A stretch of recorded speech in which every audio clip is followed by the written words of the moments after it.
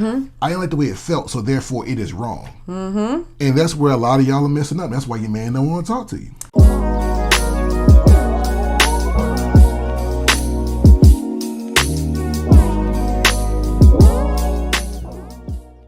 Hey guys, we are back with another reaction. Enough said, Meet the Simmons. Today we're going to be reviewing a short from Krew season.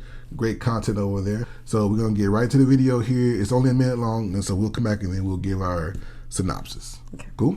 Yep. Y'all come to us all day and tell us about your feelings, tell you how you feel. We did this wrong, we did that wrong, and y'all expect us to fix it. But the moment we do it, then it's a problem. Then we have an argument. We can't even get into what we really supposed to be arguing about because we start arguing about something else a lot of times. So men just give up and like, fuck it. I don't think that's true. I think that y'all have points that aren't necessarily valid. When somebody comes back at you with facts, all of a sudden it's arguing. Hold on. Just because you have a concern and someone says, I have a counter argument to that, doesn't mean we're not listening to you. Yes, it does. But if we don't agree, then we don't agree. But that doesn't mean we don't listen. But we haven't even addressed it. So yes, you're not listening because we haven't even addressed the point. You flip it off on something else. It's not a flip. It's an alley-oop. Like, okay, I'm going to add this to what you said. You can't do that. It's the alley-oop. But when it's like, when we don't talk about it, let's talk about it. But when it's flip, you want us to sit down. You want us our undivided attention. You want our phone down. You want the game off. You don't want us talking to the boys for an hour. So what women really not listening to y'all? Almost all of y'all. All right. Whoa. So, I completely agree. I hear what the brother's saying, and I have a lot of sympathy for a lot of brothers because the truth of the matter is this: as men, we are not equipped to really go into that emotional realm with a woman. We're just not. You're not equipped to go in there. You got to know what you're up against, right? And most men are not. First thing the woman is going to do, she's going to deflect, especially if it's something that she does not agree with, and especially if it's going to hold her accountable. Most women, and I'm saying most women because we coach and counsel women, do not deal well with accountability. Just don't. Your average run-of-the-mill woman does not deal well with accountability. So when he was saying we could never get to it because you're going to flip it on something else, that's what happens. So you end up down these deep rabbit holes and you never get the problem solved. Let's say we're talking about we not having enough sex, right? Well, the first thing she's going to do, because you're trying to, it's an emotional thing. It's something that, and she's going to deflect. Well, you don't do this and you don't make me feel pretty and you don't, and he's like, whoa, trying to get to the point and never gets to the point. Women have mastered the art of interjecting what's called a red herring. And that is a major deflection off of the point. So like he's saying, you never really address the point because you get emotional and you take him down another rabbit hole. So 20 minutes later, you still haven't addressed the actual issue. And I just thought it was funny when she said that it's not it's not that she mentioned that his points weren't valid. Yeah. A lot of times the points aren't valid, and you're not actually introducing facts. You're just the points that you're bringing are basically irrelevant or not valid. But who deemed you the authority to say what's actually valid or non-valid or not valid?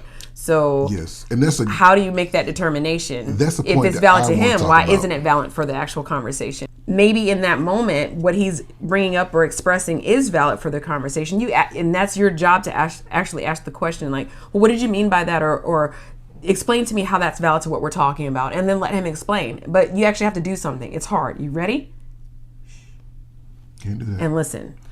But that's my point, and that's what I want to talk about. Is that in today's society, women aren't taught to value men's anything. Opinions or anything. I mean, look, if you're not making money, giving me money, making me feel good in the bedroom, telling me what I want to hear, then I really don't want to hear nothing you have to say. You have nothing to say to me. And that spills over into all our relationships, even the women you work with, women you are not even sexually involved with, but just your siblings, all this stuff.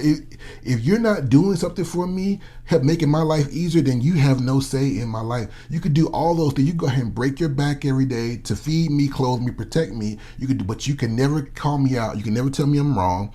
You can never tell me that you don't like something that I'm doing.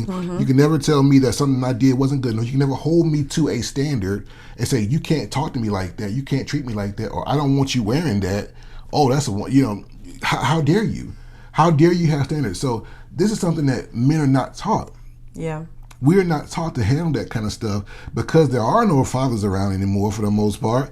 And the fathers that are around, they should be dealing with their barracuda of a wife deal with those stuff. They're scared of her. So, and we see this a lot with, like, I see it a lot with young men, like I always say, who grew up in the church because they were taught that women are inherently good, and they're inherently nice, and they're inherently sweet. If a woman does something to you in a relationship, it's because you did something wrong. It was deserved. Because you didn't do something, or you didn't check some imaginary box. Exactly. Because the women are good. Men are the only one that make mistakes in a relationship, and it's not true. No. And our young men are taught that, and they're not taught how to handle things in a masculine way.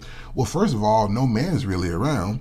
And if he was around, he probably wasn't doing what he was supposed to be doing. And he wasn't taught. Yeah. So the cycle kind of just continues or perpetuates, yeah. So you walk into the enemy's camp, i.e. the woman's emotions, unarmored. You have no defense against that. And next thing you know, y'all talking about something that happened 10 years ago when all you want to talk about was, hey, I'd like to have sex once more a week.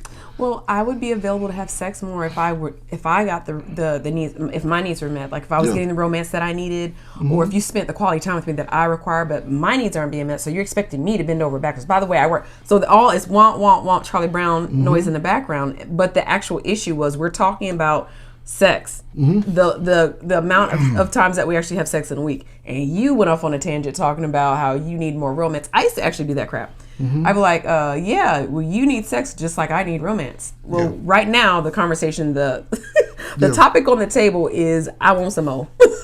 And you talk about what you're not getting. We're not talking about that right now. When it's time to talk about that, sure. And this is why many men go silent. We did a whole video on this. This is why many men don't. What am I going to talk about? All you're going to do is make me feel bad. Use it against me later on, and then you're just going to ignore my feelings and emotions. So why am I going to talk to you? What's the point? I'm good. Yeah. When men say I'm all right, he ain't all right, but he's all right. Because he don't want to deal with you. He doesn't want to deal with it. And then you want, well, you never talk to me. Why am I going to talk to you? What's the point? Because everything's got to be about you. And if it's not about you, then it's about what I'm not doing for you. A lot of women this day and age are taught to be selfish, inherently selfish. And it's hard to watch. And you try to coach people through this and get them to see when they want to go, always want to revert back, well, he, and then the man's like, well, I did do that wrong. And maybe he did. But the truth of the matter is that nothing in a relationship is 100% one person's fault. And men, we are taught to take on blame, take on shame, guilt, and insults like it's our job. And we're taught as women, if you do make a mistake, then it's always justifiable. So if I step out of the relationship and I cheat on him, it's because he was unavailable to me emotionally, or he was physically absent, or he cheated on me in the past, so I felt that it was okay. So it's always that there's caveat. An out. There's an out. There's always an out. We would love to see the restoration of the family, but before we can even get there, we've got to address these egregious behaviors that keep popping up. And I'm sorry. A lot of my sisters are wilding out, and there's no accountability. Thanks to feminism, there's no accountability, and it's just hot girl summer all day, every day, and it's too much. So we've got to make have these conversations and have these discussions. Ladies, don't ignore your man's thoughts and feelings. And don't just automatically dismiss it because you don't like the way here that word comes again, makes you feel. That's the problem. As soon as a man says, well, I think you could, and you immediately, I didn't like the defense. I didn't like the way that made me feel. I've heard women say that a lot in coaching. I'll say something addressing her behavior, and she'll say, I didn't like the way that made me feel. And her not liking her the way it made her feel automatically shuts her down. Not maybe I don't like the way it felt, but maybe I should think about it. No, I didn't like the way it felt, so therefore it is wrong. And that's where a lot of y'all are messing up. That's why your man don't want to talk to you. We have counseled several couples, and again, pointing out certain things that we're seeing. And again, typically, unfortunately, I must be honest and admit this. Honestly, the men will take it. They'll be like, yeah, I'm faltering in this area. You right about that. But when I start kind of tapping on them toes of my sisters, attitude, eye roll, break the plane of any eyesight, and I shut it down. I don't want to talk to you no more. I'm gonna find me somebody else. They're ready to hang up on the Zoom call. And it's like, oh my. There's a lot more to discuss, guys. We will continue to do reaction videos as soon as y'all continue to like them. We'll continue to do them, and we have a lot to say over here. But for tonight, that's enough said.